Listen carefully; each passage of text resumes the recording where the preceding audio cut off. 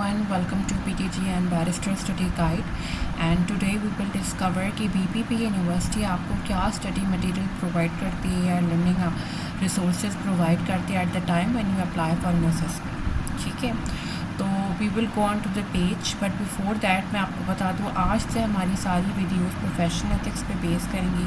ये वो सब्जेक्ट है जिस पर बहुत कम एग्जामेशन दिया जाता है, या तो आपको कंप्लीट एग्जामेशन होगा तो उसमें इंक्लूडेड होगा, वरना अगर आपको कोई ना कोई एग्ज़ाम अटैम्प्ट करना के लिए रिक्वायर्ड होगा BPP यूनिवर्सिटी से, तो they will definitely include professional ethics. So हम प्रोफेशनल एथिक्स से आज की सीरीज स्टार्ट कर रहे हैं और वी विल डिस्कवर कि प्रोफेशनल एथिक्स की क्या क्या study material BPP university provide करती है। ठीक है, तो जब आपको पोर्टल का एक्सेस मिलेगा तो फिर आप जो है यहाँ पर आपके पास डिफरेंट ऑप्शंस आते हैं, उसमें होम होता है, उसमें डिफरेंट चीज़ें होती हैं। My learning is one of the option over there. जब आप माई लर्निंग पे क्लिक करेंगे तो आपको इस तरीके से पेज डिस्प्ले होगा और आपने जो एग्ज़ाम्स या असेसमेंट के लिए अप्लाई किया होगा उसका आपको इस तरीके से डिस्प्ले होगा। तो आप देख सकते हैं कि अभी फ़िलहाल हमारे टॉप के ऊपर स्क्रॉल डाउन करेंगे तो और भी सब्जेक्ट्स हैं, लेकिन अभी हमारे पास टॉप के ऊपर प्रोफेशनल एथिक्स है।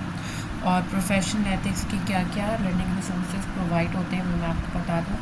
ये वो रिसोर्सेज हैं जो कि जब आप सिर्फ और सिर्फ असेसमेंट के लिए अप्लाई करते हैं और ट्रेनिंग के लिए अप्लाई नहीं करते।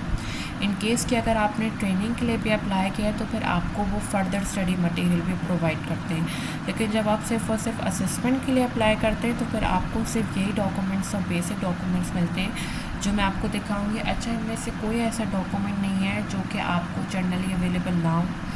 आप इस बात का इंतज़ार नहीं करें कि मुझे जो है ना मैं अपना असेसमेंट के लिए फॉर्म भरूंगी तो मुझे इस पोर्टल में जाकर एक्सेस मिलेगा। It's easily available. आप गूगल पे लिखेंगे डॉक्यूमेंट और आपको डायरेक्ट इसका एक्सेस मिल जाएगा।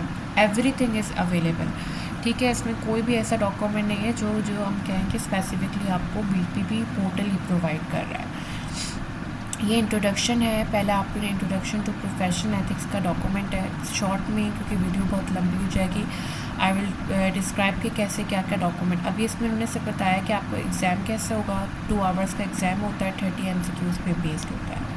ठीक है, बाकी जो है ना वो जर्नली इन्होंने प्रोफेशनल एथिक्स को कवर किया हुआ है। अब इसके बाद हम जाएंगे तो आपको क्यूरिकुलम प्रोवाइड करेंगे जर्नल, जिसमें सारे ही सब्जेक्ट्स का क्यूरिकुलम इन्होंने प्रोवाइड किया हुआ है। ठीक है, आप देख सकते हैं इसमें बताया कि पासिंग रेट क्या है, 60% होते हैं इनके पासिंग, और इसमें सारे सब्जेक्ट का थोड़ा थोड़ा सिलेबस प्रोवाइड किया हुआ है।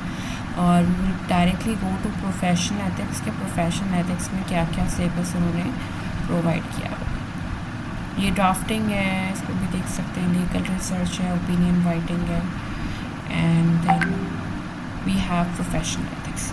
प्रोफेशनल एथिक्स में आप देख सकते हैं आपको उन्होंने प्रोवाइड किया हुआ है कि प्रोफेशनल स्टेटमेंट है और identify the most recent code of conduct. ये ज़रूर आप रीड करें, बट ऑब्वियसली आपका जो मेन सिलेबस है वो मैं आपको डिफरेंट दूसरी वीडियो में बताऊंगी कि आप किस तरीके से कवर करें, because you will get confuse. There are different types of syllabus जो कि BPP यूनिवर्सिटी प्रोवाइड करती है, एंड वेरी कन्फ्यूजिंग। तो फोकस ऑन कि आप अपना खुद का एक सिलेबस प्रिपेयर करें, एक कॉम्बिनेशन ऑफ डिफरेंट सिलेबस जो BPP प्रोवाइड करती है, और आप उससे स्टडी करें। तो इन्होंने ये असेसमेंट बताया फैटल फ्लॉ अलाउ नहीं है, वरना आप फैटल फ्लॉ में आप फेल हो जाते हैं, और नॉर्मली फैटल फ्लॉ आपका प्रैक्टिकल एग्जाम में होता है। तो ये हमने देख लिया है, ये वाला जो आपका डॉक्यूमेंट है।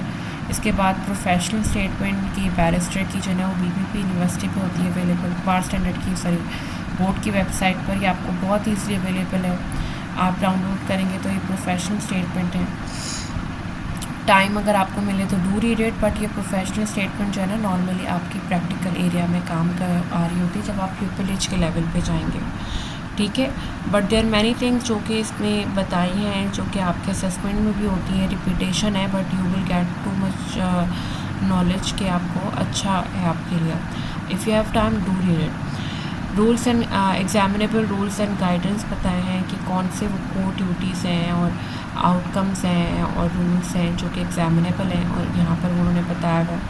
तो ये लेटेस्ट आप ज़रूर लें। इसमें एक चीज़ एडिशन हुई है जो मैं बताऊँगी अभी रिसेंटली, वो ये generative AI software based on large module. ये पहले अवेलेबल नहीं था बार काउंसिल ऑन AI के ऊपर, ये अब इन्होंने इंट्रोड्यूस किया। अच्छा, इसके बाद आपका BSP हैंडबुक है 4.8 वर्जन, जो कि लेटेस्ट है। ये आप देख सकते हैं, ये आपको भी ईज़िली अवेलेबल है, आपको आराम से मिल जाएगा। Just look at the BSP 4.8 version, वो भी आपको एक्सेसिबल है। गाइडेंस मटेरियल के लिए ये डिफरेंट मटेरियल्स हैं, ये BSP की वेबसाइट पर अवेलेबल होते हैं। मैं आपको एक दिखाऊंगी, बाकी आप लोग जो है खुद भी टाइप करेंगे तो आपको ये मिल जाएगा। ये बहुत इंपॉर्टेंट डॉक्यूमेंट होते हैं, ये भी एग्जामिनेबल है। और उसके बाद मैं आपको ये बताऊंगी कि इन्होंने समेटिव असेसमेंट में क्या बताया है। तो ऑब्वियसली अभी हमने देख लिया 30 MCQs होते हैं, 2 आवर्स का टाइम होता है। जो इन पर्टिकुलर इन्होंने बताया वो ये बताया कि आपको जो है एग्ज़ाम के स्टार्ट होने इसके बाद से 30 मिनट्स तक का आपको टाइम होता है, जिसमें आप जो है वो आ सकते हैं। उसके बाद फिर आपको अलाउ नहीं होगा और फिर आपको रिफ़ंड भी नहीं मिलेगा। ठीक है एवरीवन। और फर्दर हम लोग उसके लिए बाकी मैं आपको वीडियोस में आपको बताऊंगी कि किस तरीके से प्रोफेशनल एथिक्स की प्रिपरेशन करनी और डिफरेंट टॉपिक्स को हम डिटेल में स्टडी करेंगे। Please make sure that you like and subscribe my channel, and if you have any question you can comment, and please also share my video. Okay everyone, goodbye, Allah Hafiz.